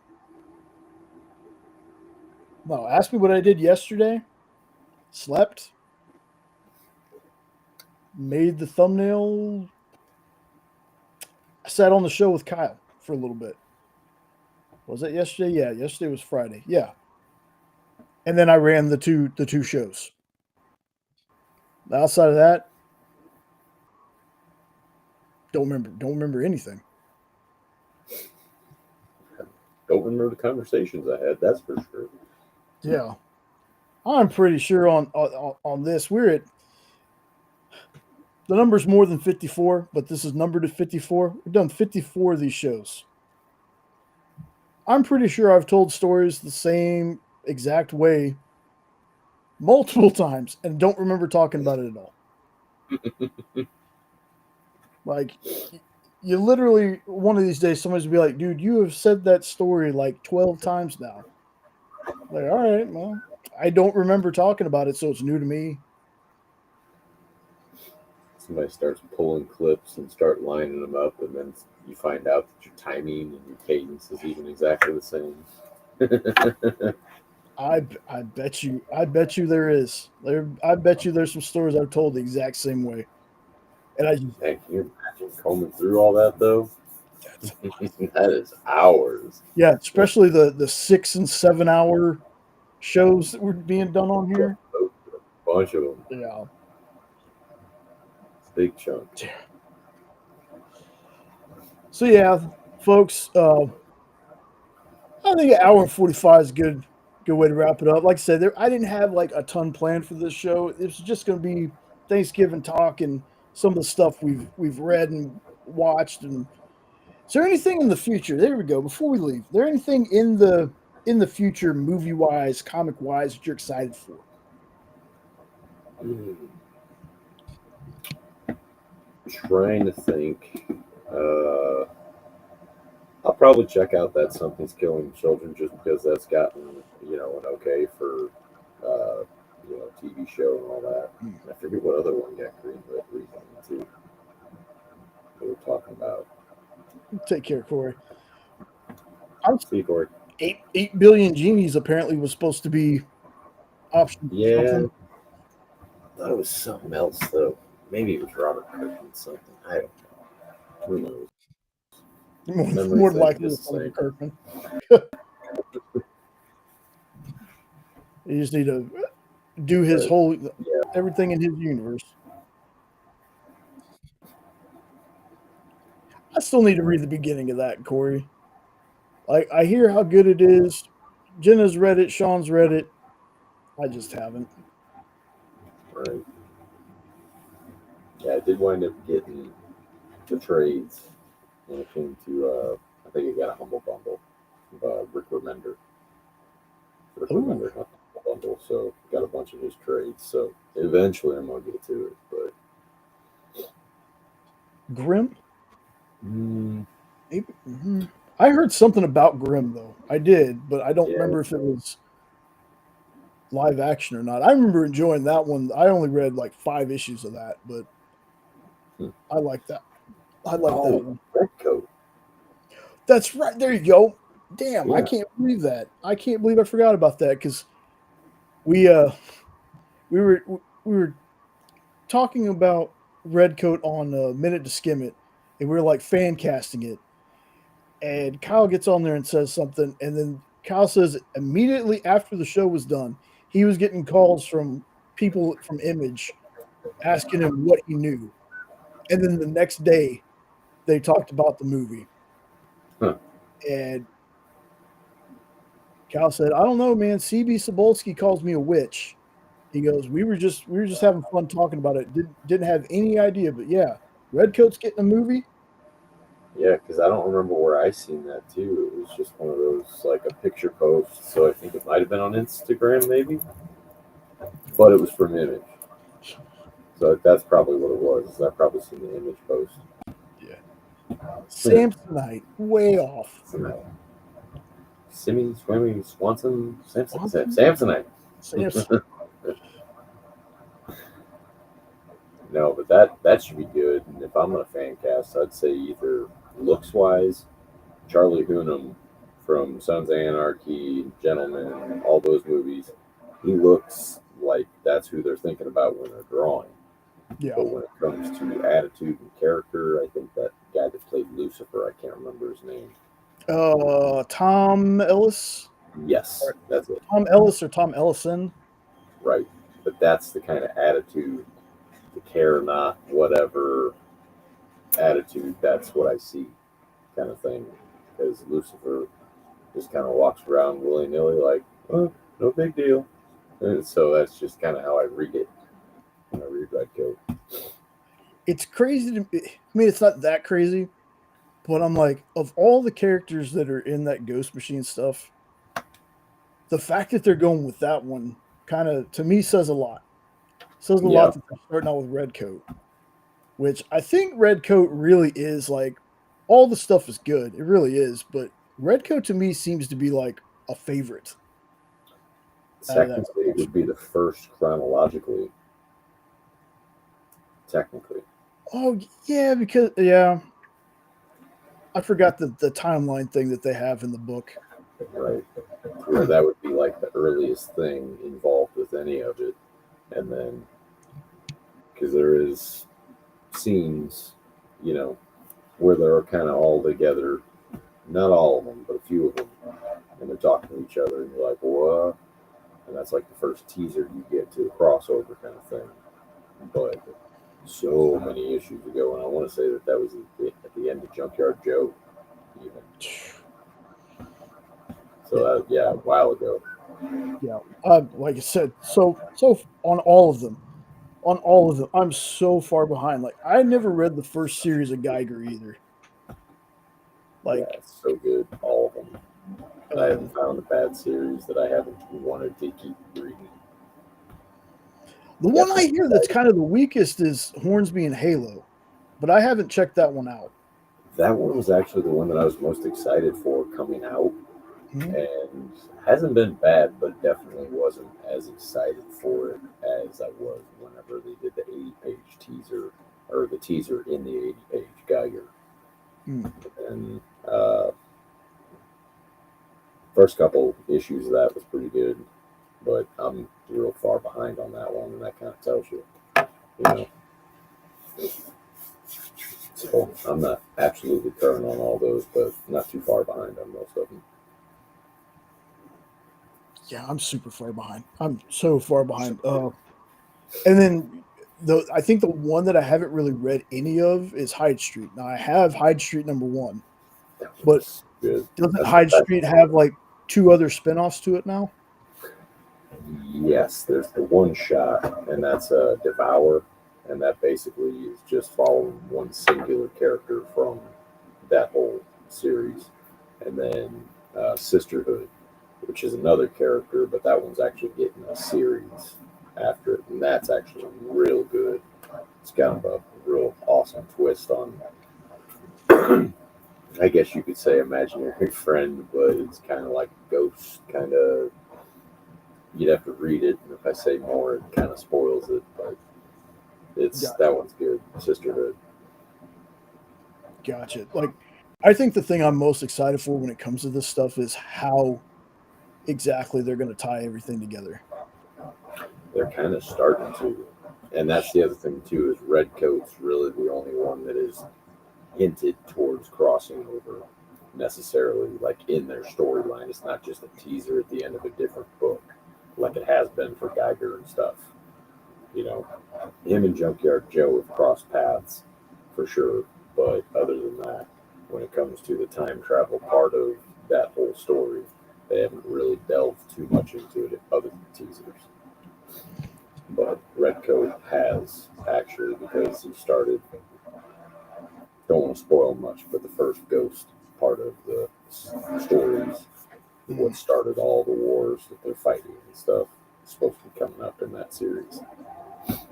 Yeah, like, look, I was so far behind on Redcoat, I made an idiot out of myself on Henri's show because Henri was explaining the thing in Redcoat, and I was like, that doesn't sound right.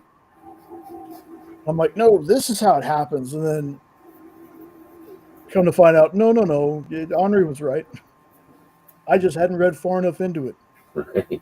And further in the show, or Yeah, further in the series. yeah. I'm excited, man. Like, mainly because it's a topic I want to discuss at length in another show when there's more of us here. Hmm. Universes to rival DC and Marvel, because I love my Marvel stuff, I love my DC stuff, but it's time for. I was really hoping we were going to get it with Valiant, and nothing came of that. And we've had some Image movies before, but I'm ready for something outside of DC and Marvel.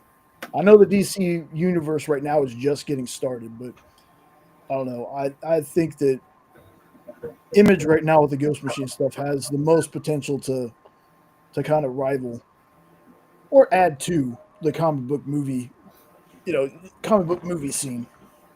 Well, and even if they didn't do universes, there's plenty of Image books over the past couple of years that have been awesome that turned into movies and stuff for sure. Because I think Image has got stronger stories than Marvel or DC's been putting out. That's true. That's true. Um, so I think I might have a topic for next week. Then, y'all, I think I want to talk about other comics. Yeah, other comics that could be turned into movies or TV shows. I think that's what I want to do. Just some of our favorite stories we think would make a good movie, TV show, either animated or live action. Because while I really want to see Berserker, I'm not sure I want Berserker to be live action. I don't, it's nothing against Keanu Reeves, but I just think that that particular book would be better served as an animated series and not a live action thing. I think a lot of shows or a lot of books would fall in that category. Yep. Yeah. Because I love Invincible. God But Country, yeah. Oh, God Country. like those totally make more sense animated just because the art style doesn't match real human Yeah. builds and all that stuff. So then Look at that. you take Look from at it. that. Ed and Sean aren't here, and for once came up with a topic a week before the next show.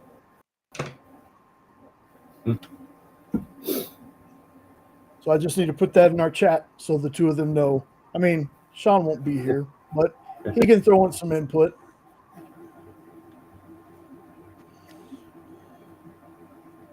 Yeah. All right. So for the final time, folks, for the final time, no matter which channel you're watching on, because we're streaming to both channels.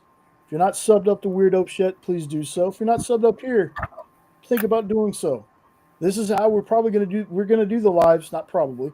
This is how we're going to do the lives from now on Saturdays. We're going to stream them to both channels, so you have two different places to watch. But make sure you're subbed up to one or the other or both of us. Uh, any parting words before I let you go? Nope. Happy late Thanksgiving, and hopefully nobody gets snowed in or froze up or all that jazz. Stay safe out there. Yeah. Pretty picture of the snow, by the way. Yeah, it was. That was a nice one to look at. St. Louis, downtown. Even me stopping, I was like, "Oh, check that out." Save that. All right, man. Well, I'm gonna drop you off so I can do the ending here. Made it to almost 2 hours. Hey, good enough. Yeah. All right, man. I'll see you in a second. All right, later. See you, everybody. Oh, all right, folks. That's gonna be the show. I really didn't think I was gonna be doing 2 hours, but you know me, I start rambling and asking questions and stuff. So sometimes my rambling helps. As always, folks, if you like what you saw, don't forget like, share, comment, subscribe, all that fun stuff. Um, again, folks, I say this every show. I'll continue to say it. Whenever any of you ever want to be on here with us, just let me know. I have no issue at all. Anybody that wants to come on, you want to unbox something, you want to talk about something, there's a series you're excited for, you want to gripe about something, by all means, love to have you on. You folks are not just names on a screen. I want you to be a part of this. We want you to be a part of this. So, if you ever feel up to it, you don't even have to come on with your camera. If you want to do just audio, totally fine. You want to come on camera, even better. But that's going to do it all tonight, folks. I've said that like 8 times now. I really mean it. Thank you all for being here tonight. It's Saturday. You could be doing a million other things. You being here does mean a lot. Appreciate everybody who comes in every week. Hopefully you have a good time too. But I'm going to get out of here. I can talk to Note for a few more minutes and then go watch Stranger Things with Jenna so we don't get spoiled on anything.